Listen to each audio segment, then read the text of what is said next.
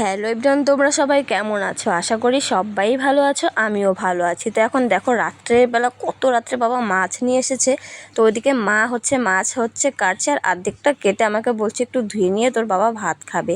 তো বাবা সারাদিন ভাত খায়নি, তো ভাবলাম আমি ধুয়ে তাড়াতাড়ি বাবাকে মাছটা ভেজে দিই, তাহলে ভাতটা খেতে পারবে। তো এইদিকে তাড়াহুড়ো করে মাছ ধুচ্ছিলাম। আর মাছে জানো তো, এই ছোটো ছোটো মাছে না মানে আঁশ ছাড়ানোটা খুব মুশকিল হয়ে যায়। তো ভালো করে আঁশটা ছাড়াচ্ছিলাম, অনেকক্ষণ লাগছিল। মানে এই মাছটা কাটতেও যতটা সময় লাগে, ধুতেও কিন্তু ঠিক ততটাই সময় লাগে। আর ওইদিকে দেখো আমি মাছ ধুচ্ছি, আর আমার বোনকে বলছি লাইট ধরতে। ও লাইট যে কোথায় ধরছিল ও নিজেও জানে না।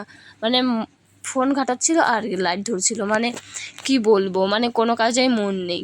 তো এদিকে দেখো পরে আবার ভাইকে ডাকলাম, ভাই এসে লাইটটা ধরলো। তো তারপর আগে মাছ ধুচ্ছিলাম। এদিকে দেখো আমার মাছ ধোয়া হয়ে গেছে। তো এখন নুন হলুদ মেখে ভেজে নেব। আর এই দিকে দেখতেই পাচ্ছ আমি অন্যদিকে তাকিয়ে কারোর সাথে একটা কথা বলছিলাম। তো পাশের বাড়ি একটা কাকি এসেছিলো, ওর সাথে একটু গল্প করছিলাম।